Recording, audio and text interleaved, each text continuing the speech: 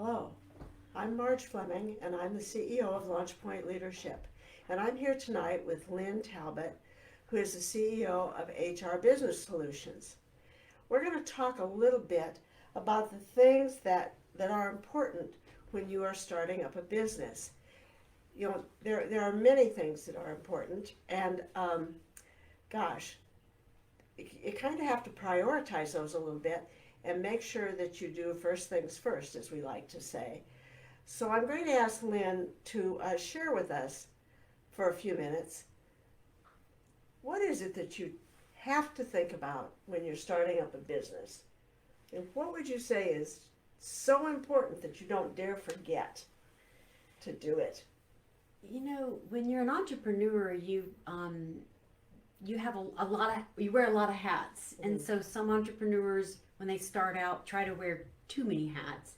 And one of the things that I found with my clients is I ask them to try to surround themselves with a team of people that can help them and that are, candid in their advice.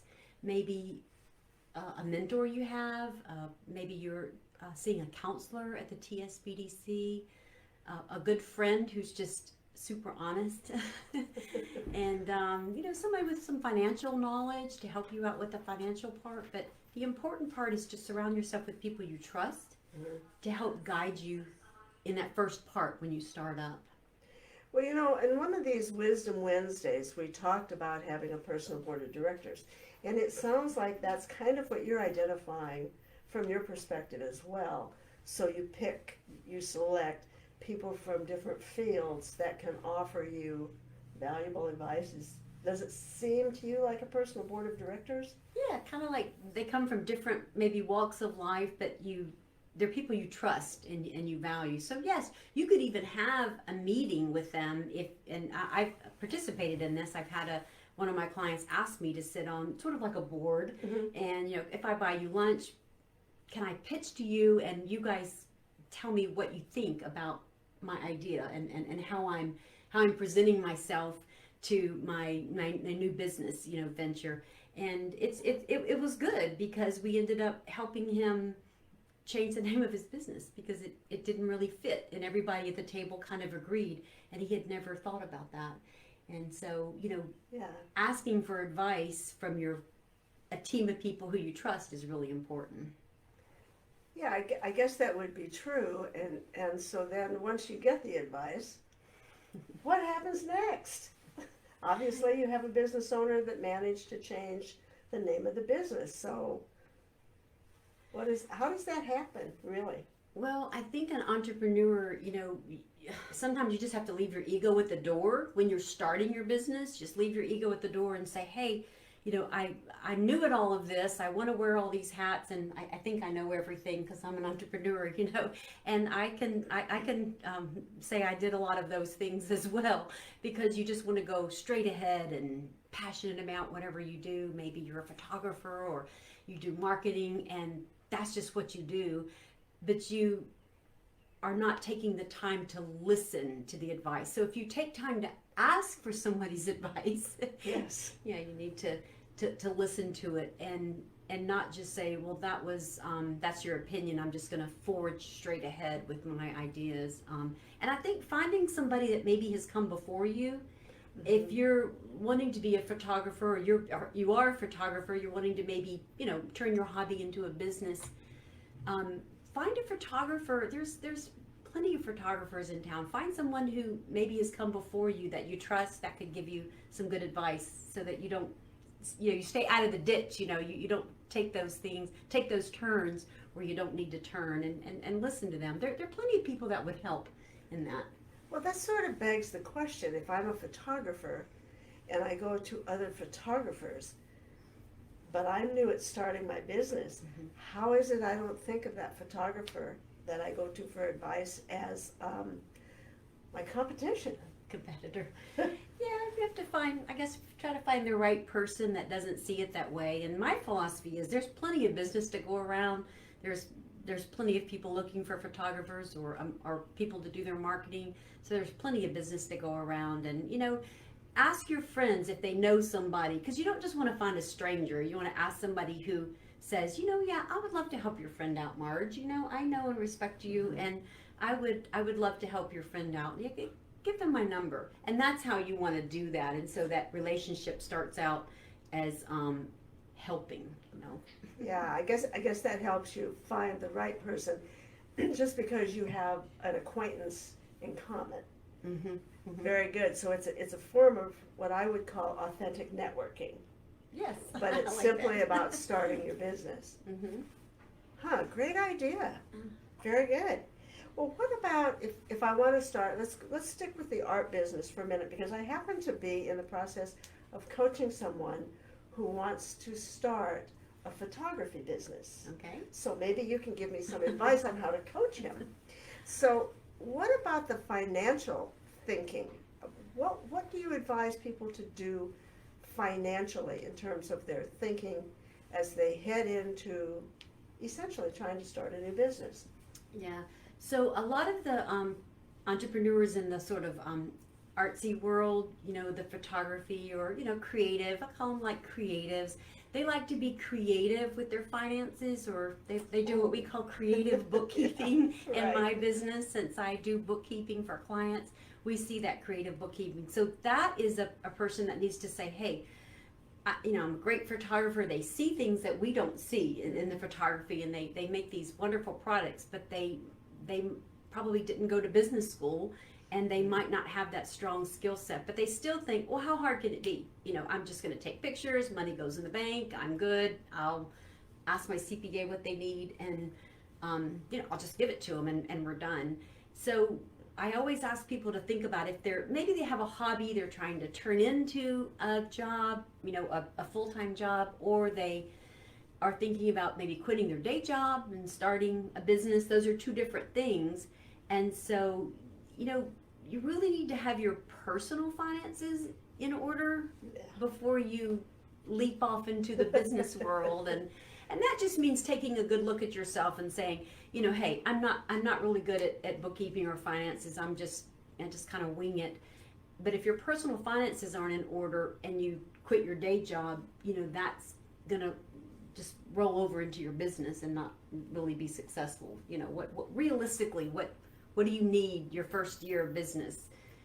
When your first year of working, do you need to replace your salary, that you had, to pay for all of your living expenses, or do you just need to make a little bit and try to grow your hobby over the years and just enjoy it? I mean, that's the other thing. Entrepreneurs should have a passion for what they do, and if you're not making money at it, maybe that's okay, but eventually you need to make some money at it. I mean, we'd all like to make money, truly, Sure.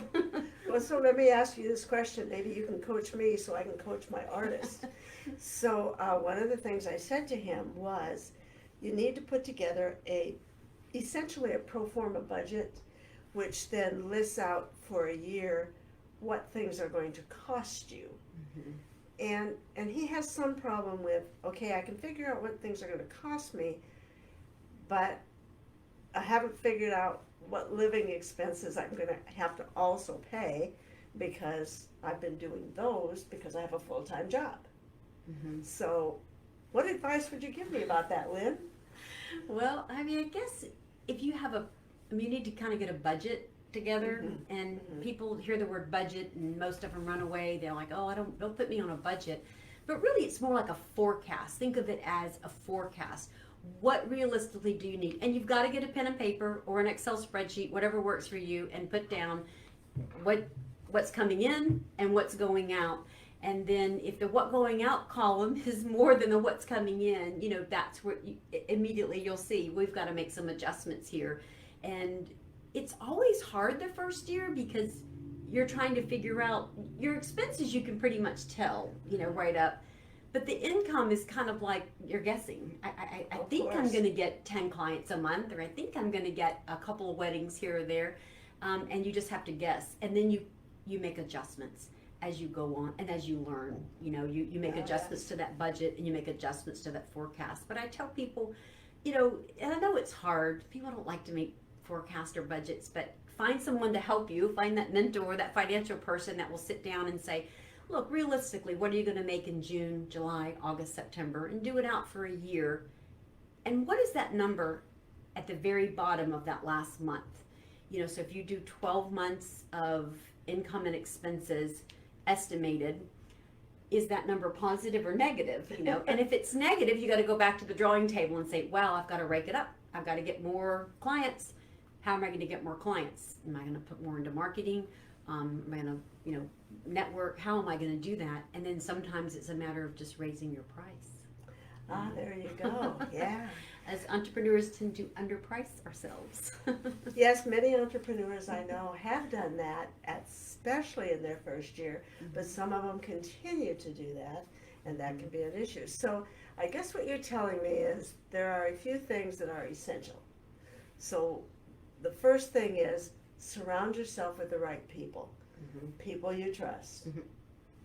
Ask for advice from the right people and listen to the advice. Yep. And then third is at least understand your personal finances and try to estimate what your business might look like over the first year. Yes. And then, of course, like all of us who own our own businesses, you adjust and adjust and adjust, Yes. and pretty soon you sort of get the flow. Yes. Is that what you're telling me?